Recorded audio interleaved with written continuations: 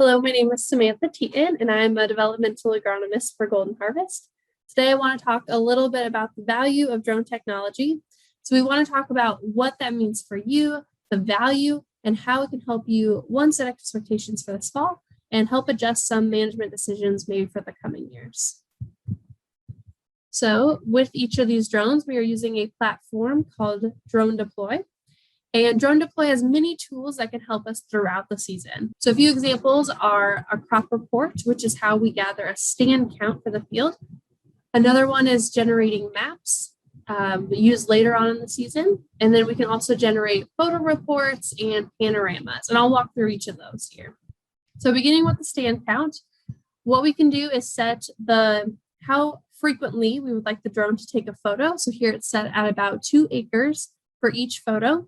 And it's taking a picture at each of those spots.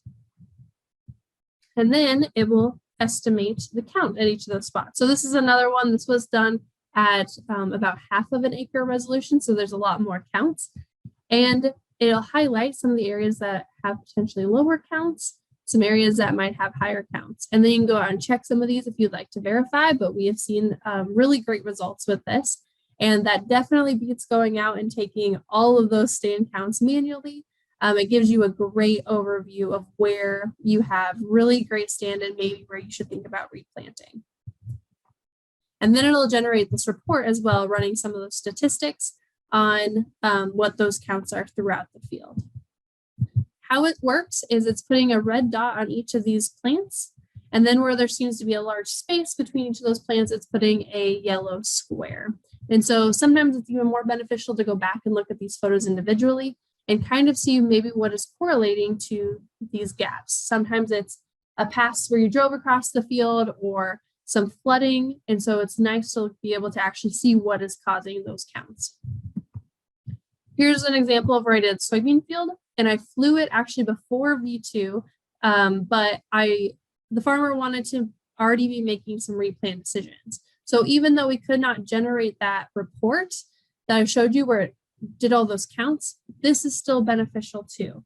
So I can look at those photos individually and look at this and say, this is an excellent stand in this area of the field versus this part of the field may need to be replanted.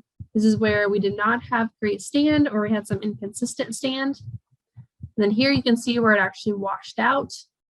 And so we can actually look at these individual photos, even if it doesn't do the counts, and it can still help us make decisions. This was a 200-acre field, and it definitely beat walking that entire field and trying to estimate an area that needs to be replanted. So another tool is the panorama. So this is more of like an aerial view. And I'll play, this is after it's been processed.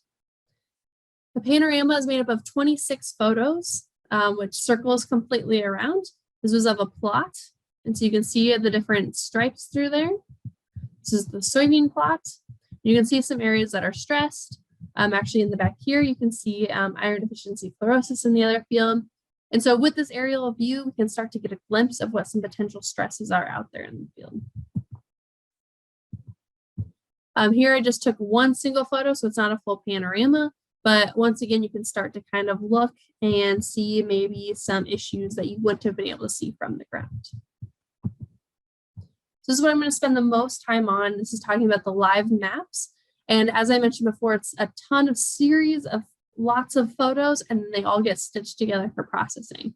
So this is when the drone, how it works on our screen when we're taking off. So here I just drew a boundary around the field with those dots. Make sure that I have all my approvals. And then the drone does its own pre-flight checklist to make sure it's all going to run correctly. And then I press start flights.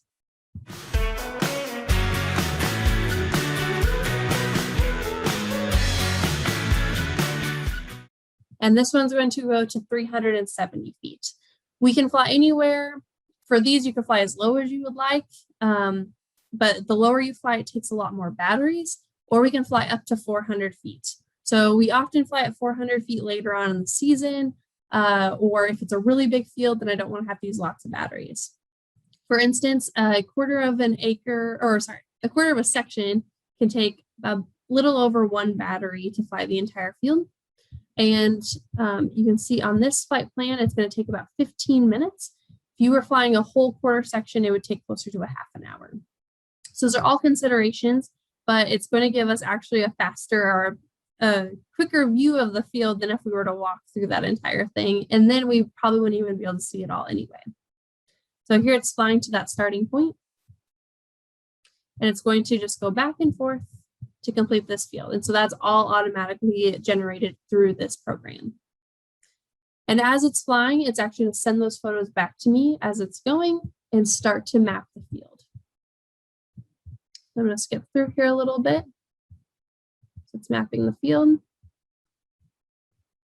I can also click down here, and that's what expanded it, and I can watch as it's basically taking a video. It's not quite taking a video, but that's what I'm able to see here, and start to see some potential areas that may be stressed, and I may want to walk out there to see what's going on.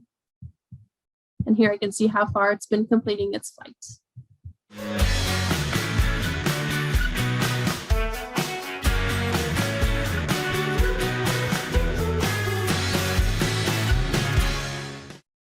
So then once it's all done, I can go and explore my live map and take a closer look at some of those areas. So here it's all done. It's all kind of stitched together. This one's stitched pretty well. And when I say pretty well, sometimes there can be some issues when it's doing this live map, but we always go back in and we let it do some additional processing. It could take a couple of hours, but then it's going to stitch better, and it will have a clearer look at actually what's going on in the field. But this live map is incredible because we can go out and start to look while we're out there at the field. So here I'm zooming in on a specific spot. I want to show you how good this resolution is. Even at flying 400 feet, we are collecting a resolution between 1 to 2 inches per pixel. So that's several pixels per plant, which is incredible resolution. We can actually see where plants may be missing. We can see where one may be lodged. So very high resolution. But as I mentioned, the real benefit is creating this map in real time and then being able to walk out to those spots. It'll actually have a little blue dot that shows you where you are walking along your map. And so you can walk directly to those stressed areas of the field and take a closer look at what's actually going on. So that's the first type of map, the RGB map. And then we also have the plant health map, as shown here. So this is not fully processed yet, but I'll show you some that are. So just to compare the different types of imagery that we're collecting, this first one is the RGB, or red, green, blue. So this is what it basically looks like just with our eyes. And then this is one where it's using just different individual bandwidths. It's using red and green, but then it's filtering out the blue.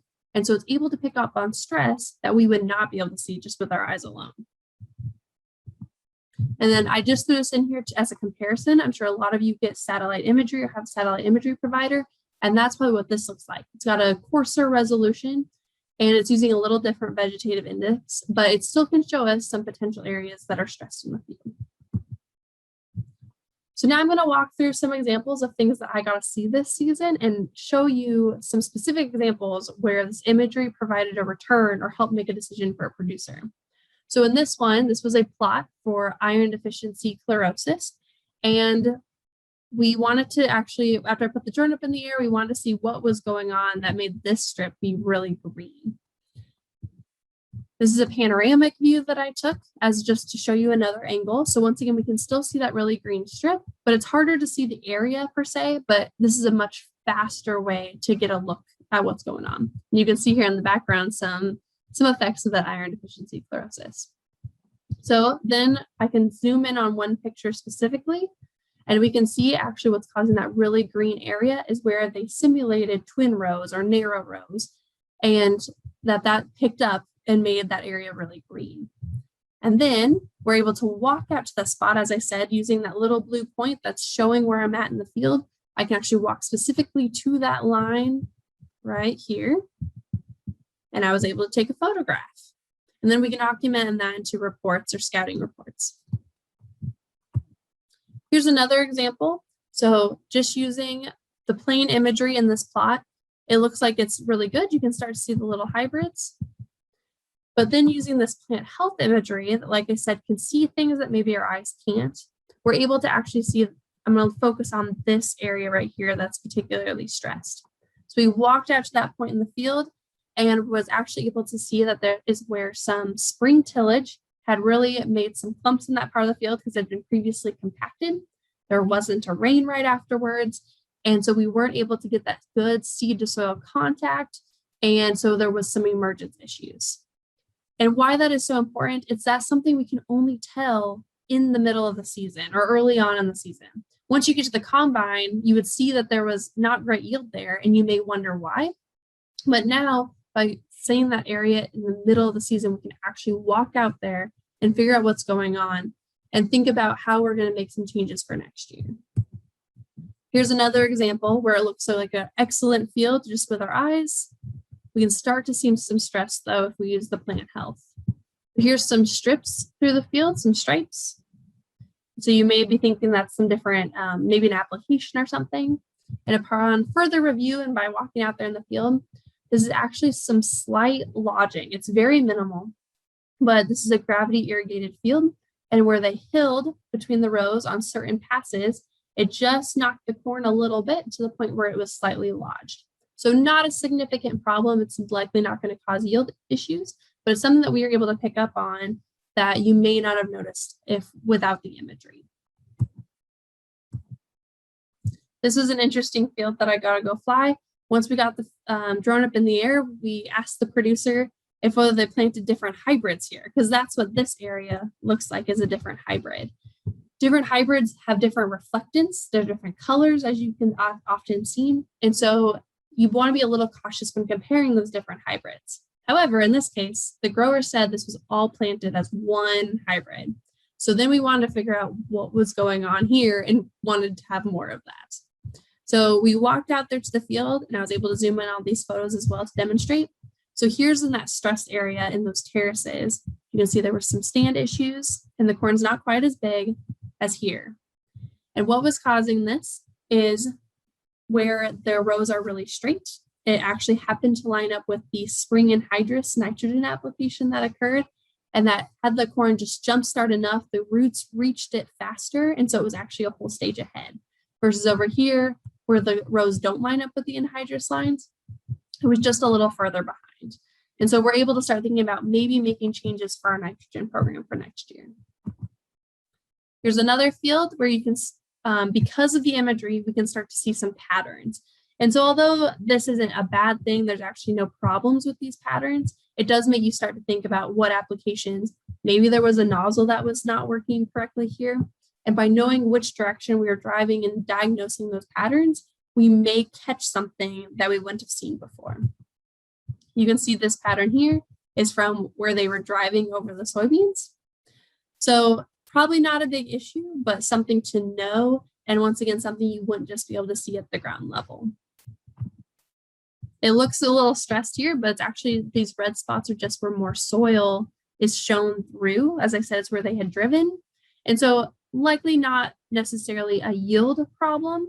It is just where you can see more soil. And so it's one thing that I really want to drive home is that this plant health imagery actually doesn't necessarily correlate to yield. It's correlating where there is a pattern or a potential stress area or where maybe something's really good happening.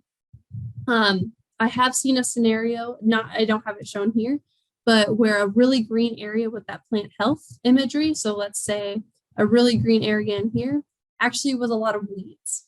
And so it doesn't always mean something. It doesn't always mean there's a lot of plant health. It just means that there's something different and we need to go take a closer look. So here's an example where a producer called me up and said, I think this field should have been replanted. Can we figure out what's going on so I can make a better plan for next year? When we put the drone up in the air, you can actually really see those patterns where some of the planting and other applications occurred. But what we're really going to focus on here is some of these more stressed areas. So you can see they just pop out a little bit more here with the plant health imagery. And upon closer review and walking out there, those areas were actually where residue had piled up and then been compacted by driving. And so that's why they're really zoomed or really concentrated in those areas where the driving occurred was from the residue. But the plants are still coming. They are still there. They're just a little bit more sparse. And the field actually overall looks pretty good. So the same producer then said, I want you to look at this field that I think looks excellent. And he thinks it looks excellent because every day he's driving along this part of the road and sees this part down here. But really, there are some hidden stresses up here that we wouldn't have been able to see from the imagery. And those are actually caused from the side slopes of the hills, where you can see where the water ran and piled up some dirt or some dust on these soybean plants. So it may not be an issue. We're going to go back out there and fly this field again, but definitely something to be thinking about, that these aren't things that we're just going to see when driving by the road. We need that aerial view to really figure out the areas and find some areas that we may not have just seen before. This was a management decision or resulted in a management decision that was kind of interesting. You can start to see some stress here in the field and start to pick that up with plant health imagery. And then when you zoom in, you start to kind of see what's going on. So this is some lodging that's occurring. It's pretty severe. And the producer had told me that there was some wind, but I actually then walked out there into the field and saw something else going on, and that is some corn rootworm damage. There were tons of corn rootworm beetles flying around, and you can start to see those feeding here on the leaves. So that's an example of what we see with the drone may not always be what's in the field. And so it's so important to walk out there and actually figure out what's going on in that area. But then we can also quantify that area affected. So here is some more lodging of corn, and I can actually go in and draw a boundary around that field, around that affected area, and calculate the area that's affected. So this would be really great for maybe some other types of damage other than corn rootworm, but it's awesome that we can quantify areas either that are really great or that are affected by some potential damage. And then we can log that and record it in a nice report. This is kind of an interesting field. You can see your eyes might be drawn here to the plot, but another area here is this lighter green area that you may think is some stress. So that's what most people would conclude, and you can really see the red stress here. But what that actually caused that is clouds. So it's actually the shadow from clouds caused the corn to look different shades of green. And so what looks like stress is actually just a shadow. So we can zoom in and look at the individual photos, and it's not a problem, but it shows you that we really need those eyes out there to be taking another look and actually see what's going on, to not panic when we see something like this. We just need to go take another look. And then with all these examples that I showed you, we can then make a scouting report and log those in Illuminate, so you have those all in one place for your future reference. So in conclusion, one thing that I hope I have made clear is that these, especially with the plant health imagery, these are just relative values. They don't correlate to yield necessarily. They're more correlated to a stress or just something that's different out there in the field. They're influenced by hybrid differences, the different soil, how much soil you can see, or even the color of the soil, the time of day that you fly, cloud shadows. And so those are all things to be cautious of, but regardless of these things, it's still an amazing tool to have at our disposal. I'll also add to be cautious of the scale of this imagery that we're looking at. So for instance, this is the same photo, same day, same image. All I did was adjusted the scale bar over here, and I can take a field that looks really healthy and I can make it look really stressed, or vice versa. So that's one thing to be cautious with this data. Here's another example where I'm able to compare a flight that was taken July 16th and compare that to a flight that was August 13th, as you can see there in the corner. And this is the RGB imagery. And so it's really cool to see how those stresses change throughout the season, especially up here in this corner, and then in this waterway right here, or drainage issue here. But this is the plant health imagery. And when comparing these two dates, it's going to make one look a lot worse than the other. And that's just because that red value has actually become more saturated later on in the season. And so it's just not a fair comparison. They both can provide a lot of data on their own, but when comparing this plant health, this VARI value doesn't mean a whole lot. Like I said, it's all relative. So in conclusion, we have this amazing drone technology at our disposal that is helping us make data-driven guided scouting. So it helps know where we should go out and take a closer look in the field, figure out what's going on, and start thinking about what we can do for next year, but also knowing what to expect this fall and what the true cause of some of those stresses are. So with that, thank you so much for your time. Please reach out to your local agronomist if you have any further questions.